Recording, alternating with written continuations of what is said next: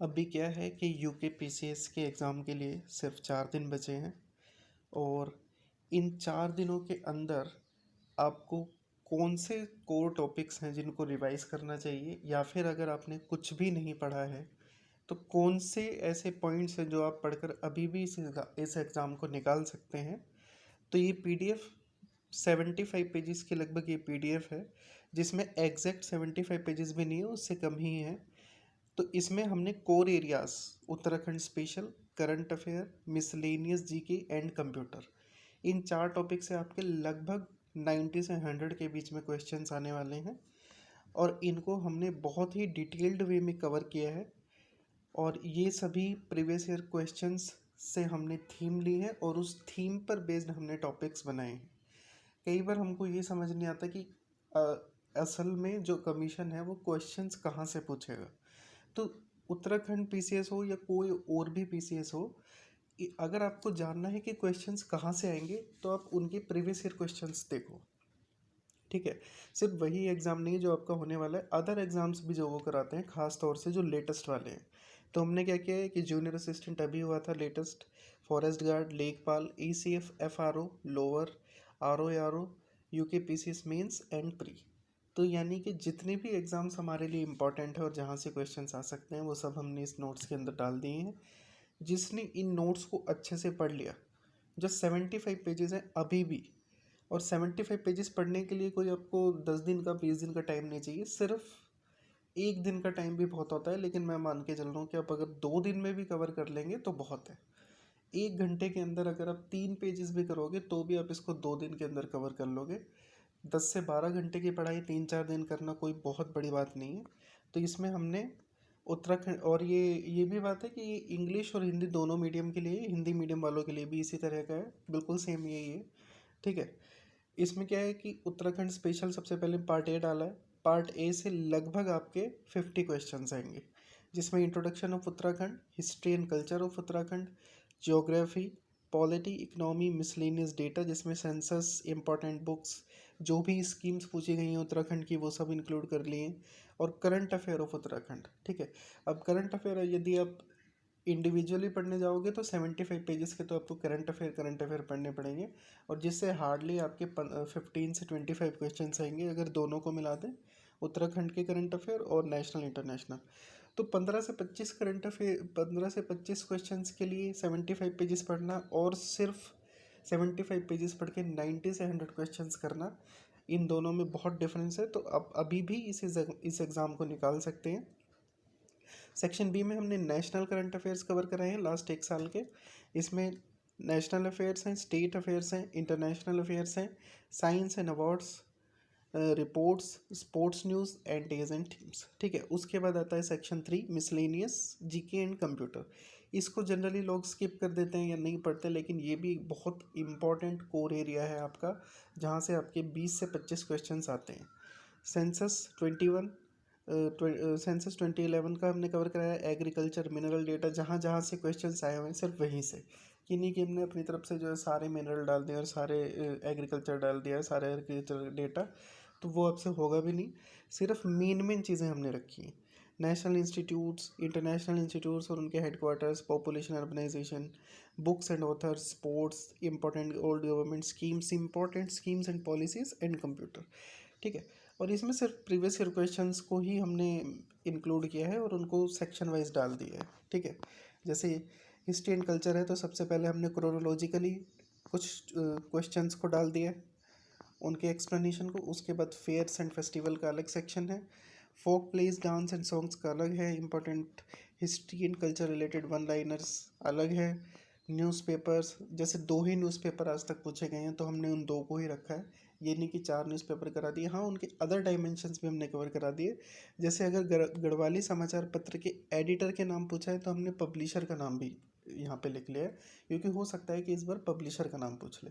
तो इस तरह से हमने क्या किया है कि डायमेंशंस कवर कर लिए उन क्वेश्चंस के जो अभी तक पूछे गए हैं, ताकि अगर कोई और डायमेंशन भी पूछा जाए तो वो भी आप इजीली आंसर कर पाओ। ठीक है, तो इसी तरह से ज्योग्राफी, तो ये पूरा का पूरा इसी तरह से है। पॉलिटी, इकनॉमी, ये बहुत इम्पॉर्टेंट पीडीएफ है, जिसने इस पीडीएफ को अच्छे से कर लिया मुझे नहीं लगता कि उसका एग्ज़ाम निकलेगा, क्योंकि जब 90 से 100 क्वेश्चंस आपके हाथ में हो तो, और कट ऑफ 92 के अराउंड जा रही हो, तो फिर तो होना ही होना है। ये उत्तराखंड का बजट भी है, इकोनॉमिक सर्वे। अब देखो, इकोनॉमिक सर्वे मैंने हाफ पेज में कवर कर दिया, क्योंकि मैंने सिर्फ उतना ही कराया जितना क्वेश्चंस में पूछा गया है पिछले साल। अब उत्तराखंड का इकोनॉमिक सर्वे ही मैं करा दूँ 2-3 पेज का, और जबकि उत्तराखंड इकोनॉमिक सर्वे से कितने क्वेश्चन आएंगे, हार्डली 2 क्वेश्चंस। तो उनके लिए इतना बहुत है, ठीक है। अगर टफ आएगा तो वो आपसे नहीं होने वाला, किसी से भी नहीं होने वाला, और इजी आएगा तो वो इतने से हो जाएगा, ठीक है ना। तो मेरी तो ये फिलोसफी है कि लास्ट के टाइम पे जितना आप पढ़ सकते हो थोड़ा पढ़ो, आगे बढ़ो, ठीक है। ऐसे ही हिंदी मीडियम वालों का भी मैं दिखा देता हूँ एक बार।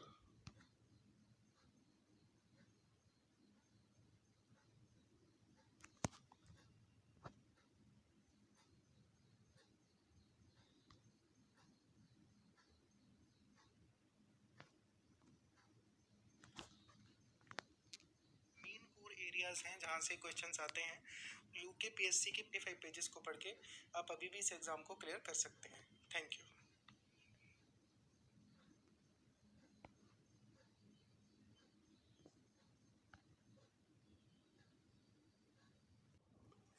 ये इसी तरह से हिंदी मीडियम वालों के लिए भी है, बिल्कुल सेम वही नोट्स है।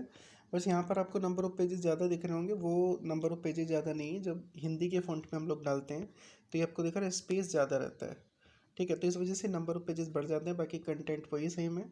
लगभग 70 पेजेस का ही आपका कंटेंट है, 70 पेजेस का ही इंग्लिश मीडियम वालों का, और बिल्कुल सेम मैंने बनाया हुआ है।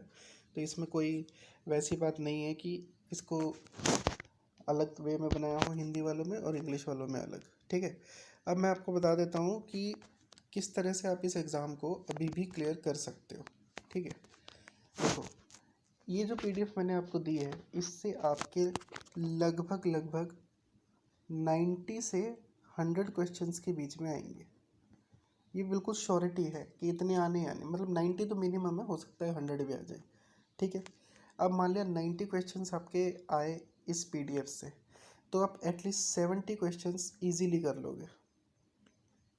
मैं मिनिमम ही लेके चल रहा हूँ कि चलो 20 आपसे नहीं हुए, लेकिन 70 आप कर लोगे। इस पीडीएफ से 70 आपके हो गए, ठीक है। और ये अगर 100 आए तो आप एटलीस्ट 80 क्वेश्चंस इसके कर लोगे, ठीक है। अब इसके आपने 70 कर लिए और इधर आपने 80 कर लिए, यानी कि जो जीएस वाला पार्ट है वहाँ से कितने क्वेश्चंस आएंगे फिर। अगर इससे 90 आ रहे हैं तो उधर से 60 आएंगे, और अगर इधर 100 आ रहे हैं तो उधर 50 क्वेश्चंस आएंगे। ये जीएस से आएंगे, ठीक है। History, geography, polity, economy. 60 में से एटलीस्ट 20 क्वेश्चन जो होते हैं वो बहुत ईजी होते हैं, मतलब आपने कुछ भी नहीं पढ़ा है ना अगर, तो भी आप उन क्वेश्चंस को ईजिली कर लोगे। बहुत कॉमन सेंस बेस्ड भी क्वेश्चंस रहते हैं, और बहुत बेसिक जो अपने स्कूल्स में पढ़ा है, और कुछ एलिमिनेट करके बहुत इजी क्वेश्चंस रहते हैं वो, तो उनको आप तब भी कर लोगे, ठीक है।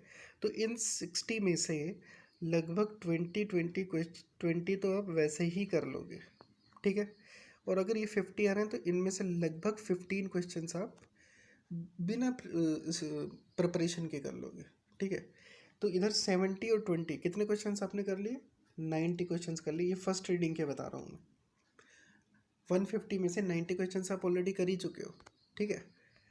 अब 90 आपने इधर कर लिए हैं, और कट ऑफ कितनी जा रही है, कट ऑफ जा रही है 92 के लगभग। तो क्या आप दो और क्वेश्चंस नहीं निकाल सकते, जबकि आपके पास 70 क्वेश्चंस बचे हुए हैं, ठीक है। ये तो था कि अगर इस पीडीएफ से 70 आ रहे हैं। दूसरा मैंने बताया कि अगर इस पीडीएफ से 100 आ रहे हैं तो आप 80 वैसे कर लोगे और 15 वैसे, तो यानी कि वैसे आप कर लोगे 95 अगर इस पीडीएफ से 100 क्वेश्चन आ रहे हैं। तो यानी कि यहाँ तो आपकी कट ऑफ क्लियर हो गई। अब आगे आपकी इच्छा रहेगी कि आप अटैम्प्ट करें या ना करें। मेरे हिसाब से आपको अटैम्प्ट करना चाहिए पूरा पेपर, क्योंकि 1/4 की नेगेटिव मार्किंग है। तो मान लेते हैं अगर आपके 90 क्वेश्चंस आ रहे हैं, 90 आप कर चुके हैं फर्स्ट रीडिंग में, जिसमें 20 आपने जीएस के कर लिए और 70 आपने इस पीडीएफ से कर लिए, ठीक है। 90 पे पहुंच गए। अब 90 के बाद 60 क्वेश्चंस आपके पास बचे हुए हैं। 60 के 60 अटैम्प्ट कर डालो।